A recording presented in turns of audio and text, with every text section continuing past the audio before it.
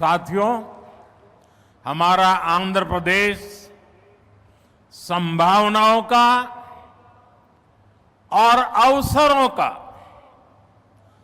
Possibilities और opportunities का राज्य है।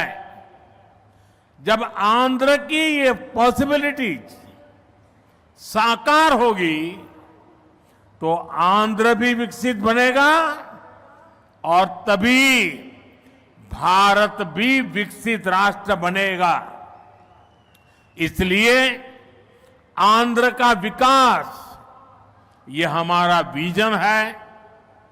आंध्र के लोगों की सेवा ये हमारा संकल्प है।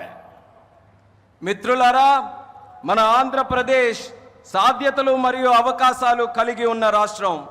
ఆంధ్రుల అవకాశాలు సాకారమైనప్పుడు ఆంధ్రప్రదేశ్ రాష్ట్రంతో పాటు భారతదేశం కూడా వికాసవంతంగా అభివృద్ధి చెందుతుంది.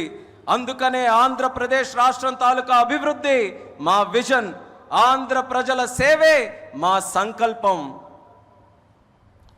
आंध्र प्रदेश ने 2047 तक राज्य को करीब करीब 2.5 ट्रिलियन डॉलर की इकोनॉमी बनाने का लक्ष्य रखा है।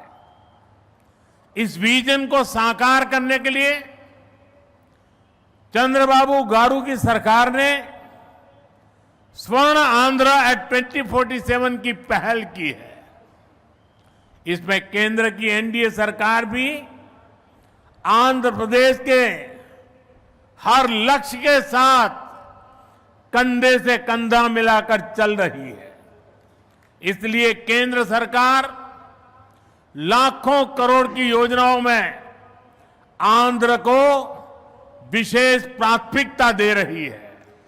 2047 సంవత్సరం కల్లా ఆంధ్రప్రదేశ్ రాష్ట్రంలో 2.5 ట్రిలియన్ డాలర్ ఆర్థిక వ్యవస్థగా తయారు అవ్వాలని లక్ష్యం పెట్టింది. ఈ విజన్ సాకారం చేసేందుకు చంద్రబాబు నాయుడు గారి ప్రభుత్వం స్వర్ణాంధ్ర 2047 అనే కార్యక్రమానికి శ్రీకారం చుట్టింది.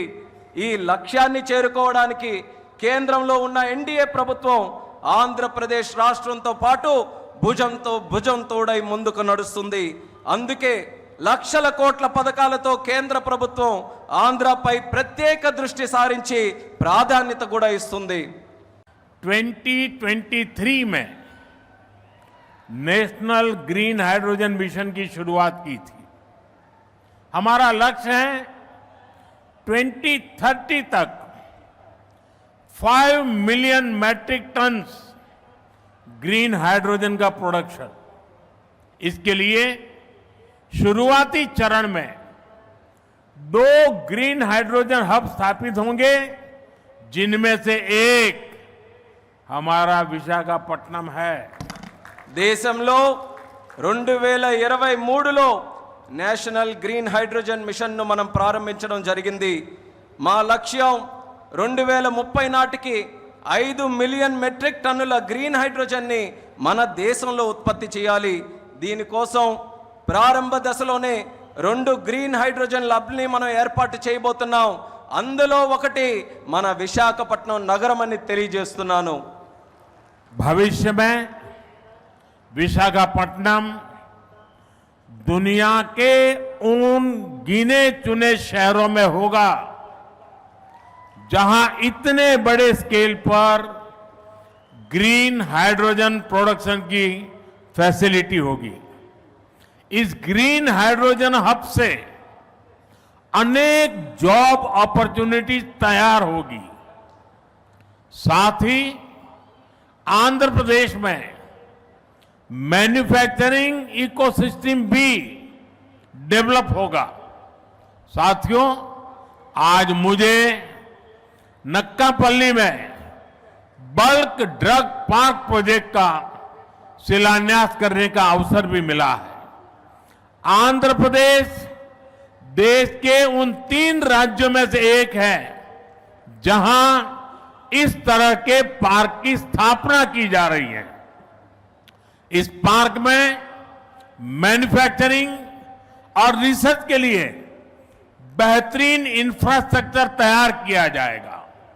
इससे इन्वेस्टर्स का उत्साह बढ़ेगा और यहां की फार्मा कंपनियों को फायदा होगा।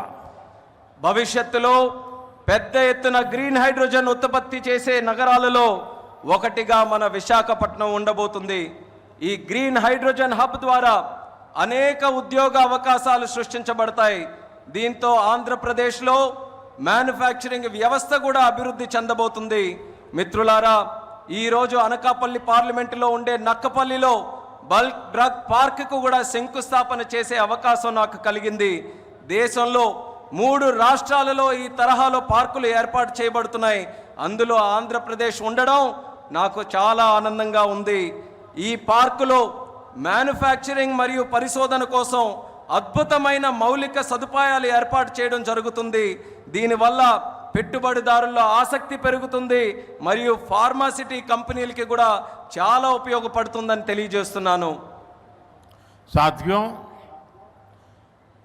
हमारी सरकार अर्बनाइजेशन को एक अपॉर्चुनिटी के रूप में देखती है और हम आंध्र को न्यू एज अर्बनाइजेशन का एक उदाहरण बनाना चाहते हैं. इसी विजन को साकार करने के लिए आज कृष्णापट्टनम इंडस्ट्रियल एरिया यानी क्रिस सिटी का फाउंडेशन स्टोन रखा गया है. ये smart city Chennai Bengaluru industrial corridor का हिस्सा बनेगी. इससे आंध्र में thousands of crores का इन्वेस्टमेंट आएगा और लाखों इंडस्ट्रियल जॉब तैयार होगी. మిత్రులారా, మా ప్రభుత్వం పట్టణీకరణకు ఒక అవకాశంగా చూస్తుంది. అలానే మన ఆంధ్రప్రదేశ్ రాష్ట్రం నవయుగ పట్టణీకరణకు ఉదాహరణగా ఉండబోతుంది. ఈ విజన్ సాకారం చేసేందుకు నేడు కృష్ణపట్నం ఇండస్ట్రియల్ ఏరియా అంటే క్రిస్ సిటీ శంకుస్థాపన కూడా చేయడం జరుగుతుంది. చెన్నై బెంగళూరు ఇండస్ట్రియల్ కారిడోర్లో ఈ స్మార్ట్ సిటీ ఒక భాగం అవ్వబోతుంది. ఆంధ్రప్రదేశ్లో దీని వల్ల వేల కోట్ల రూపాయలు పెట్టుబడులతో పాటు పారిశ్రామిక ఉద్యోగ అవకాశాలు కూడా పెరుగుతున్నాయని తెలియజేస్తున్నాను.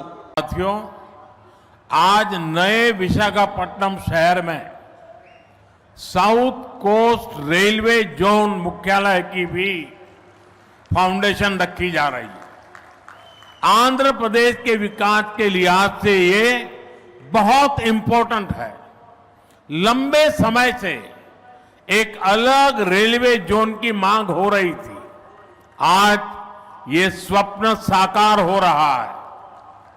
మిత్రులారా, నేడు విశాఖపట్నం నగరంలో సౌత్ కోస్ట్ రైల్వే జోన్ ప్రధాన కార్యాలయానికి పునాది కూడా వేస్తున్నాం. ఆంధ్రప్రదేశ్ అభివృద్ధి దృష్ట్యా ఇది చాలా ముఖ్యమైనటువంటి కార్యక్రమం.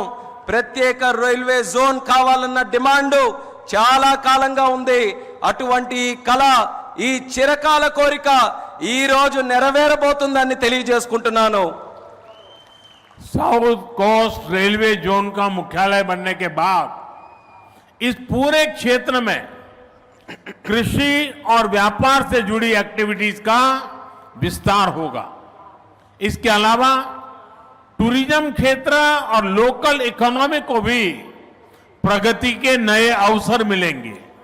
సౌత్ కోస్ట్ రైల్వే జోన్ యొక్క ప్రధాన కార్యాలయం అయిన తర్వాత మన ఉత్తరాంధ్ర ప్రాంతంలో వ్యవసాయం మరియు వ్యాపారానికి సంబంధించి కార్యకలాపాలలో విస్తరణ జరగబోతుంది. ఇంతే కాకుండా పర్యాటక రంగం మరియు స్థానిక ఆర్థిక వ్యవస్థకు కూడా కొత్త అవకాశాలు లభిస్తాయని తెలియజేస్తున్నాను. आज यहां कनेक्टिविटी से जुड़े thousands ऑफ करोड़ के प्रोजेक्ट्स का उद्घाटन और शिलान्यास भी हुआ है. रेलवे के क्षेत्र में आंध्र प्रदेश उन राज्यों में शामिल है जहां 100% इलेक्ट्रिफिकेशन हो चुका है.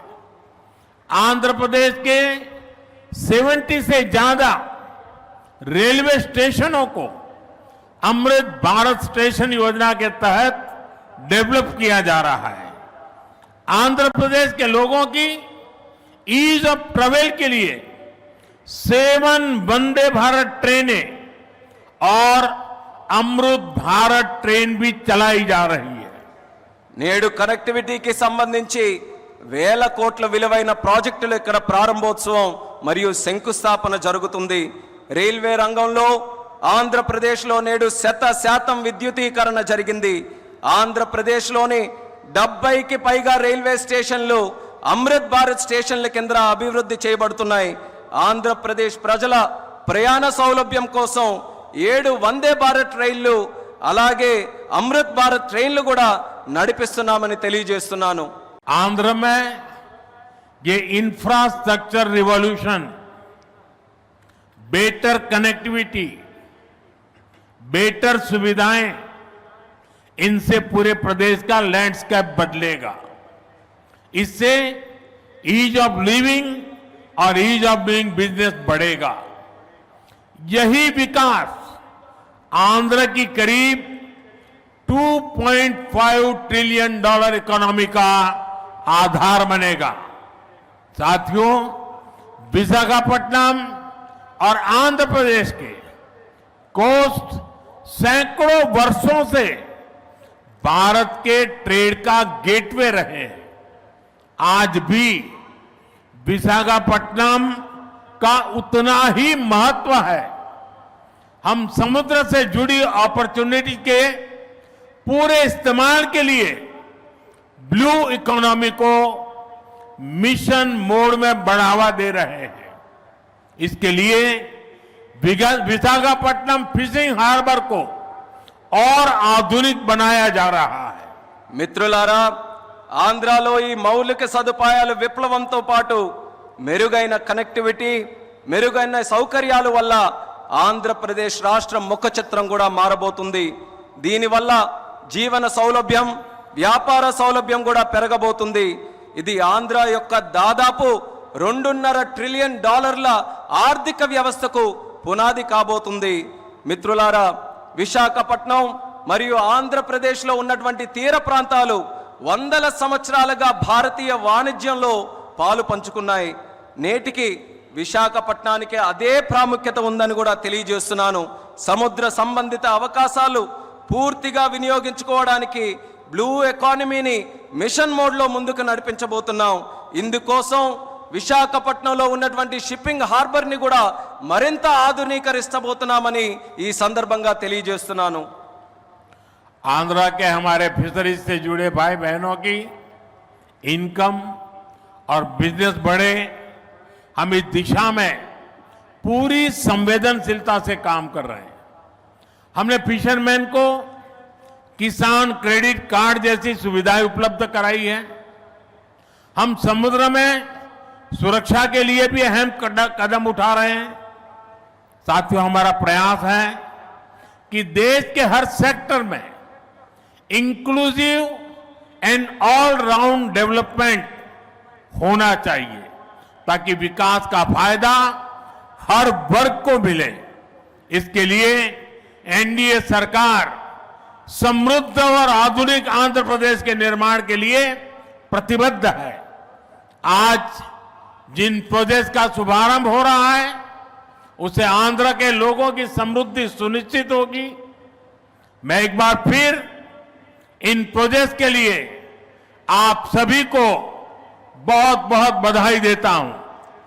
ఆంధ్రాలో మత్స్యకార సోదర సోదరీమణుల ఆదాయం మరియు వ్యాపారం పెరిగే విధంగా పూర్తి నిబద్ధతతో మేము పనిచేయబోతున్నాం.